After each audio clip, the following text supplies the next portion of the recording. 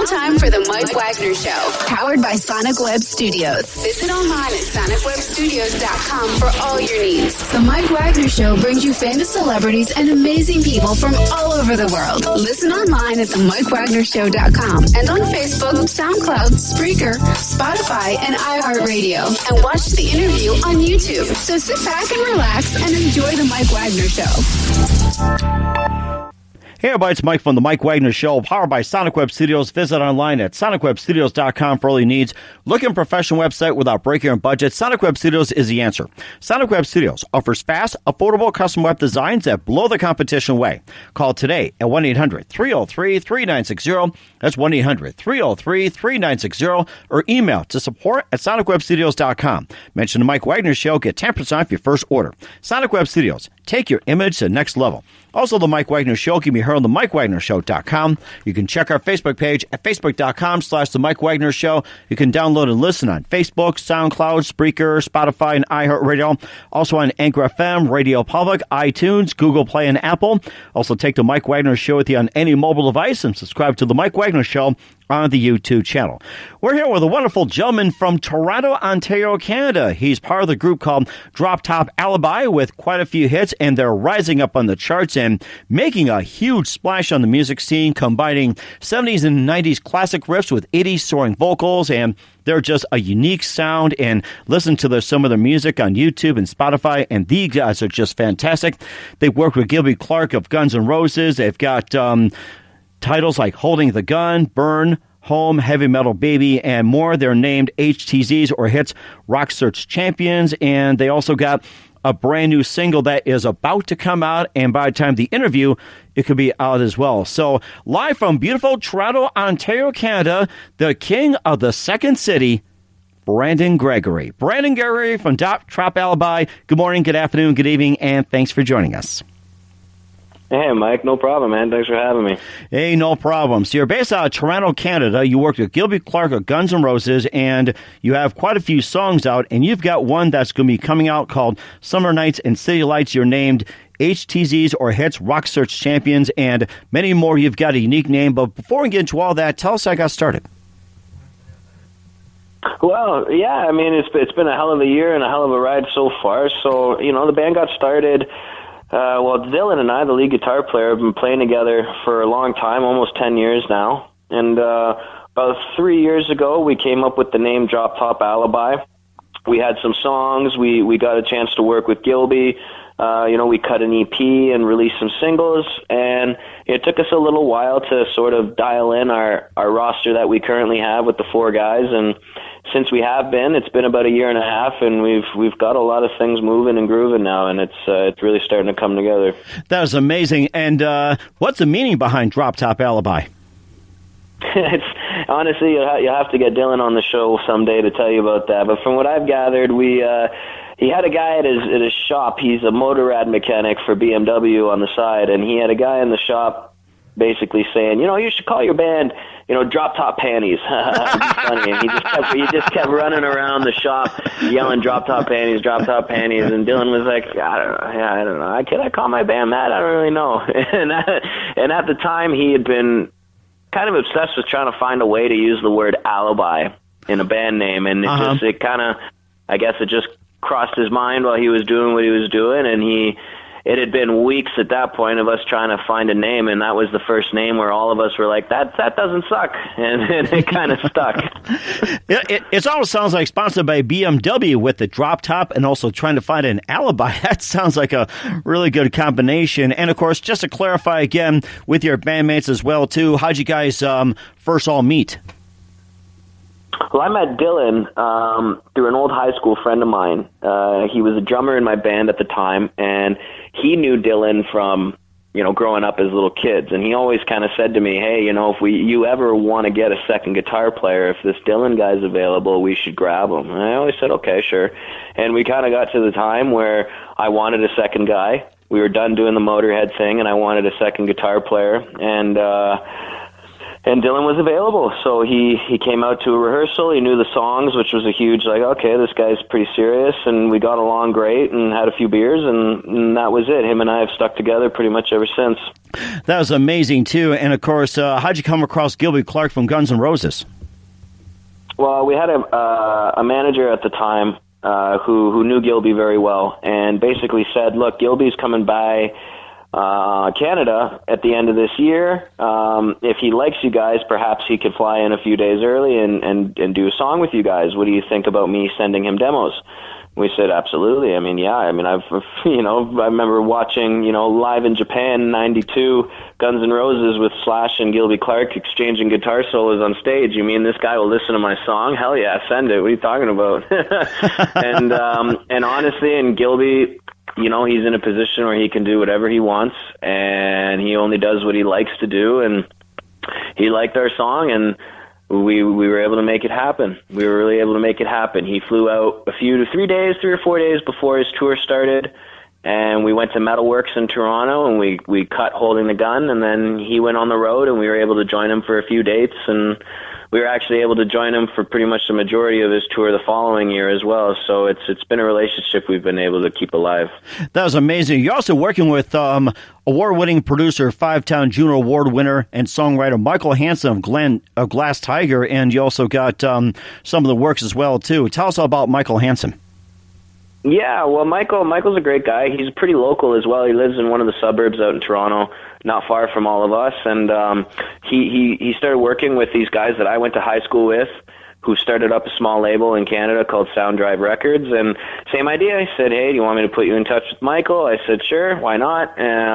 We spoke. We got along really well. He wanted to hear music, and he called me back after listening to it and said, yeah, you guys need to come by my studio. Let's talk. And we figured out kind of the nuances of a project, and we did an extensive pre-production stuff with him, about 3 months of pre-pro. We dialed in a handful of songs we wanted to cut, and we've cut some music with him, and it's been a good process. Mm-hmm. We'll talk about that in just a few minutes too. And what's the one moment influenced you into music and also being in a band with Drop Top Alibi? What's that one precise moment that first got you into music?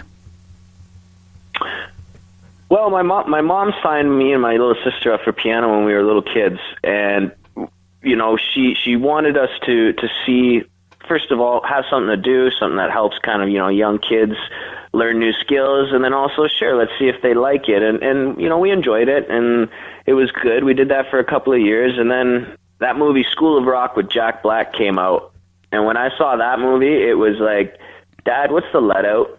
And he kind of showed me Zeppelin Floor, and when Black Dog hit, it was like, oh my God, what is all of this? And we just, I became obsessed with AC/DC, Led Zeppelin. My mom and dad had a ton of old tapes and, 7 inches lying around the house. And yeah, can I play guitar now, please? Sure, go ahead. And the rest is history. I just never gave it up.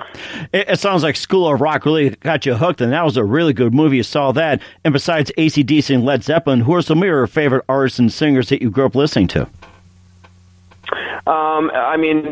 Early Aerosmith. I absolutely love everything Aerosmith did in the 70s. They had some good stuff in the 80s, 90s too, but, some bands, when you're around that long, everybody goes through different changes. But those 70s records that Aerosmith released had a huge impact on me, as a songwriter, as a performer. I love Soundgarden, anything that Chris Cornell basically touched, rest his soul. Had a huge impact on me. Audio Slave, his solo stuff, Rage Against the Machine, Jane's Addiction, Black Sabbath, and then it got a little bit psychedelic and whatever too, which really helped learn about, how to approach stuff in the studio, like the Beatles' Revolver record or Emerson, Lake and Palmer and stuff like that had a huge impact on, the studio approach.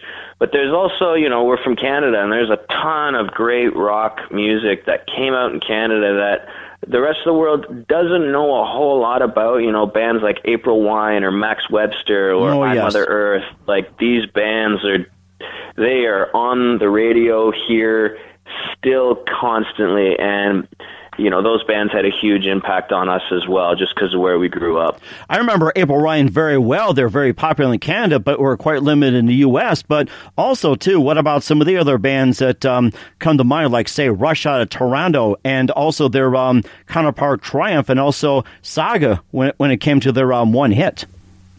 Yeah, and the Guess Who as well, the Tragically Hip as well. There's a ton of great bands, and then honestly, even more recently, whether people like them or not, they were huge. Nickelback was Canadian too, so a lot of diverse and wildly successful great music coming out of Canada, and even the stuff that never got the international recognition. Because of the way our content laws are constructed here, we've been exposed to great Canadian rock music pretty much our entire lives, and it certainly has had an impact on us. And how are the content laws different from Canada to the United States? Well, in Canada, it's basically, X amount of minutes per hour has to be Canadian content. And from a radio perspective, when MTV was a thing and they were, video rotations, a certain amount of content needs to be Canadian per hour. So a lot of bands were able to make it in Canada, not really receive accolades anywhere else, but if they were popular enough in Canada, which is a small market just because of the population, they were constantly being spun, and they were able to make good livings for themselves here. And do you think the content laws in Canada were considered strict or lenient? They're pretty strict. Yeah, they're pretty strict. You can be fined if you're not listening. Oh, my goodness. I think we'll have to send some guys down to the U.S., and don't forget Bachman Turner Overdrive out of Winnipeg. It's like they probably got more airplay than anybody else, which is really great. Oh, yeah. All it takes is one song, right? I mean, Taking Care of Business,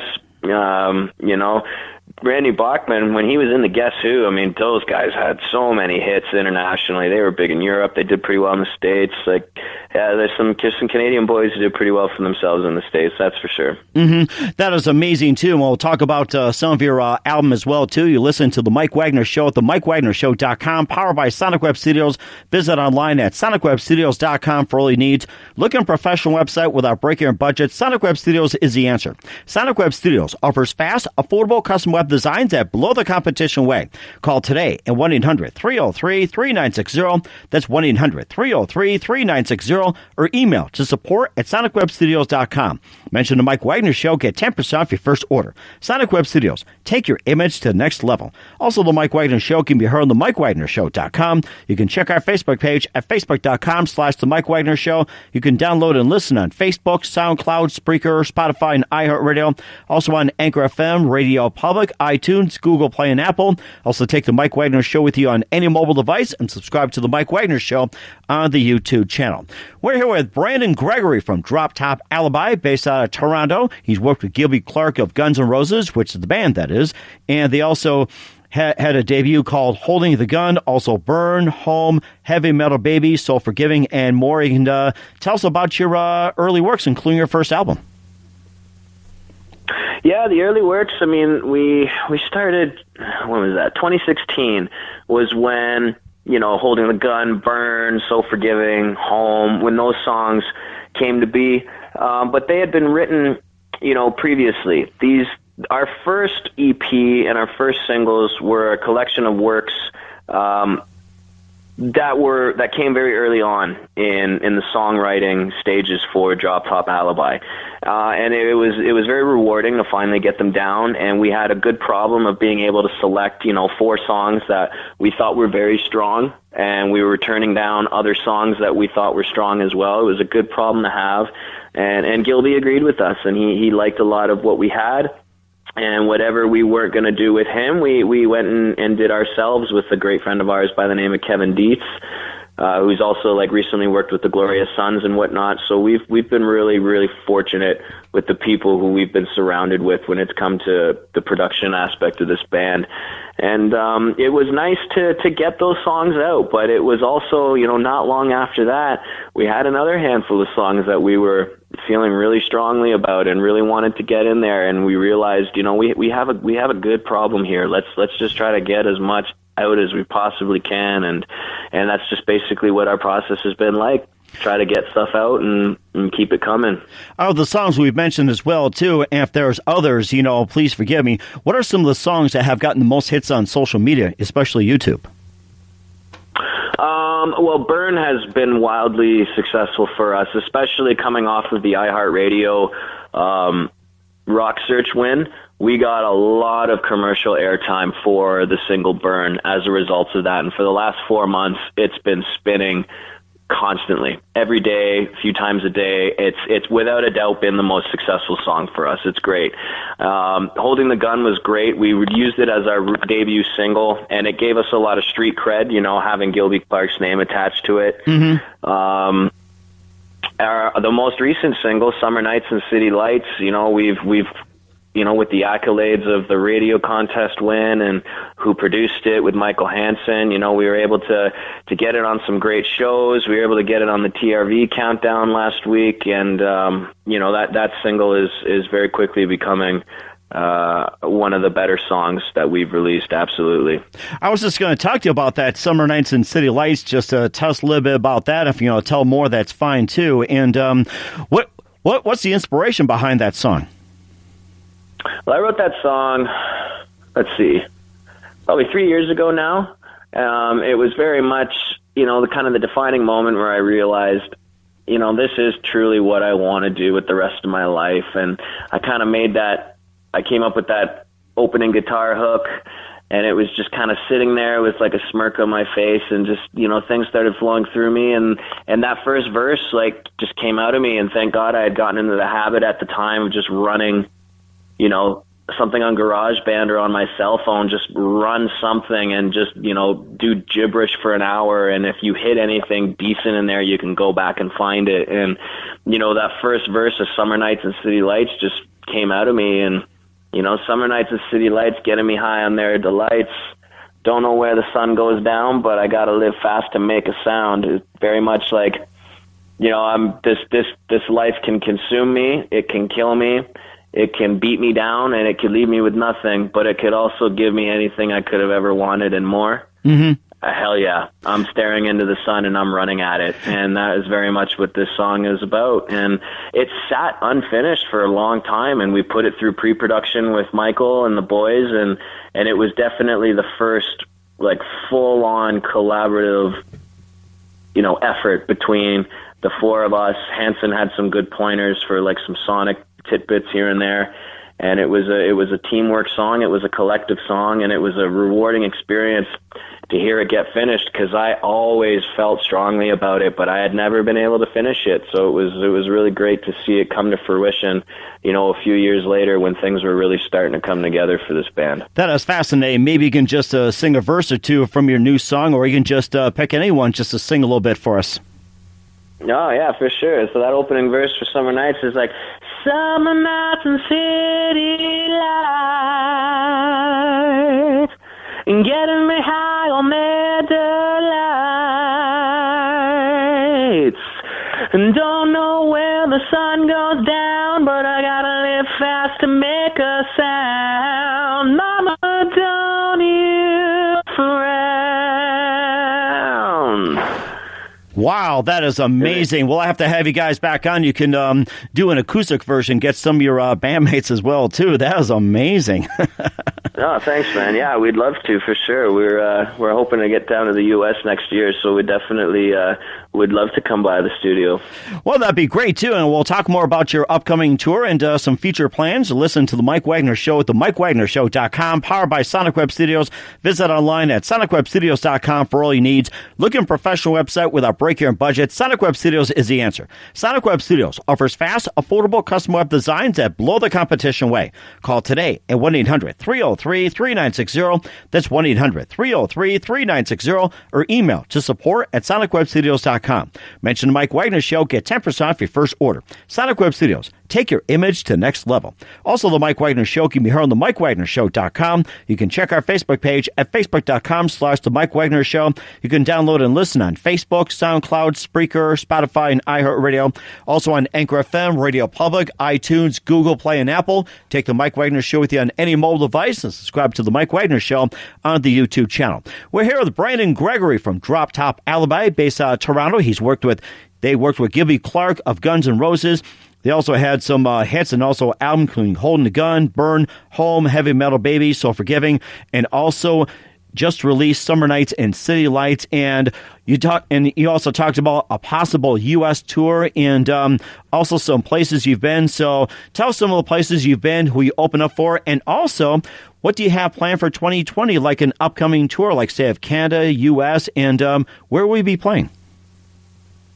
Well, right now we're doing a tour through Ontario and Quebec and Canada, supporting Summer Nights, and we've kind of got through the first half of that tour at this point, and we're gearing up to go out again. We're going to be hitting up, some towns like Hamilton and St. Catharines, opening up for bands like The Wild, and we're heading out to Montreal, Quebec, coming back through Ottawa, and into Toronto again, and going into next year, we're really hoping to get out to Los Angeles, again, see Gilby and Norwood from Fishbone, and we're trying to set up a run along the West Coast there and then see if we can make our way back across, some of the border cities and whatnot, and get back into Canada as well. We're in the process of doing all that now. There's some interest and there's some things that are confirmed. It's just about lining all the logistics up, because let me tell you something about trying to tour America when you're not from America. There's a lot of paperwork and a lot of money involved. So we're just in the process of figuring all that out, and we hope to be there early next year, definitely before April or May. Mm-hmm.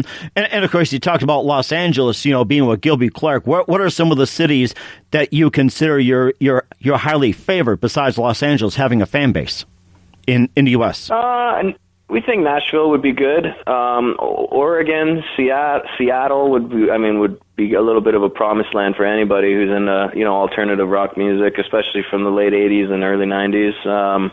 New York City. But I would imagine New York being a lot like Toronto in terms of, there's lots of bands, lots of people. It might be a little bit, it's either going to be really great or not so great night to night. But, hey, being in New York City and playing a show, we'll take that any day.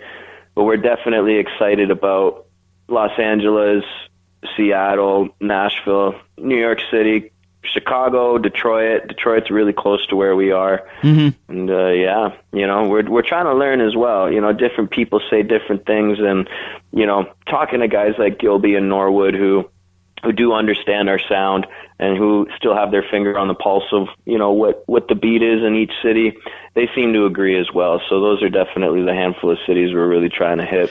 That is fantastic. And you also were the Rock Search champions. You can just tell us about that. Yeah, so iHeartRadio, there's a station in the border of Canada and the United States called 97.7 Hits FM. It's a rock and roll station, and every year they do this big Battle of the Bands contest called Rock Search. And, it's helped kickstart the careers of some pretty successful bands like the Glorious Sons, Finger 11, the Trues, Standstills. Recently there was a band called Crownlands who won it, they had an amazing year. The last year they've opened for guys like Jack White and Primus and Coheed and Cambria. So we were very excited when we had the opportunity. Oh shoot, we got into this contest. So we moved on again. Okay, now the stages are here. And then we were playing live for people and for the judges. And, we looked at each other after that semifinal round and thought, oh man, we got a really good shot at winning this thing here. Let's just, pedal to the metal. Let's go. Let's get it. And we did. We were successful. We were very grateful for it. And it's been an excellent platform for us. And, and kind of a white noise, what have you done for me lately kind of landscape that not just entertainment, but the world as a whole is right now, having something that you can say, hey, look, I did a thing, and so did these guys, and you respect them. People hear us out now. They listen to the song, they respond to the emails, they come out to shows. We've been able to generate the right kind of interest to help, expand our reach a little bit more. And, it's not the mid-90s anymore. There's a lot of legwork you have to do on your own, but we were fortunate enough that we were right in the middle of cutting all these songs with Hanson when the contest came up. So we thought, oh boy, if we win this thing, what a great platform to release the new music, and it's been nothing short of incredibly helpful, that's for sure. That is fantastic, and a big congratulations to you on winning. Yeah, thank you very much, man. No problem. And also, what's your ultimate stage fantasy? Just a couple of minutes here. Ultimate stage fantasy. Well, somebody else already did it, but I can't get my mind off of it. I'd love to stand up in front of an open-air festival. You know, if I'm fantasizing, let's just say 70,000 people. Sure, why not? But definitely at least enough where it's kind of, you know, heads for pretty much as far as the eyes can see. And, you know, just have everybody put their hands up at the end of our set, take a Polaroid picture, and just hold on to that thing forever. So similar to like what Eddie Vedder did. Mm-hmm. Almost like a social media selfie, that's what it sounds like. Honestly, yeah, I would probably do that because we have to, but I'd want that Polaroid picture for myself to just put up in a case and leave there.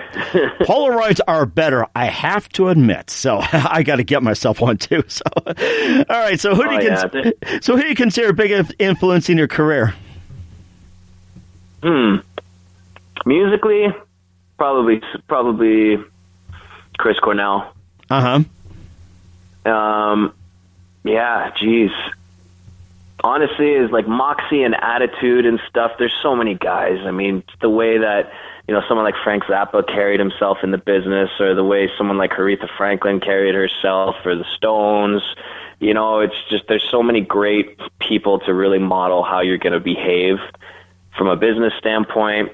But, you know, at the end of the day, the most important thing is the music, and that's why we all got into this. And without a doubt, for me personally, and then also on the impact of the band as well with some of the projects that he was involved in, Chris Cornell is definitely the biggest musical influence of mine for sure. That is fantastic. What's the best advice you can give to anybody at this point?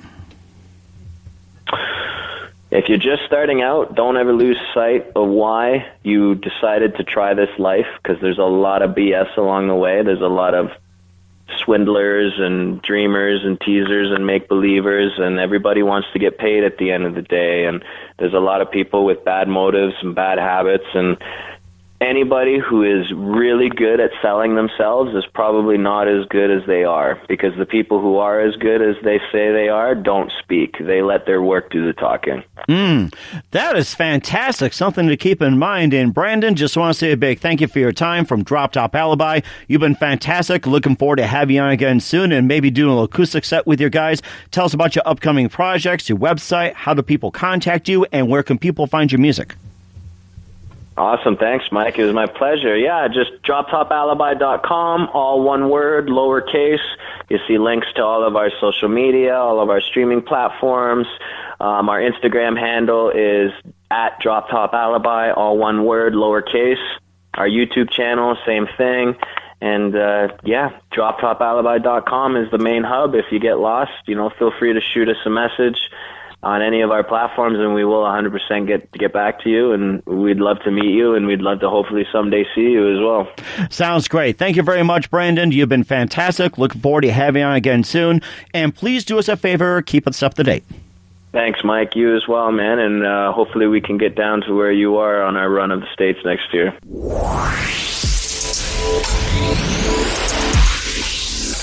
Thanks for listening to the Mike Wagner Show, powered by Sonic Web Studios. Visit online at sonicwebstudios.com for all your needs. Listen online at themikewagnershow.com and on Facebook, SoundCloud, Spreaker, Spotify, and iHeartRadio. And watch the interview on YouTube. Also, become a sponsor of the program or donate today at themikewagnershow.com. Join us again tomorrow for another episode of The Mike Wagner Show.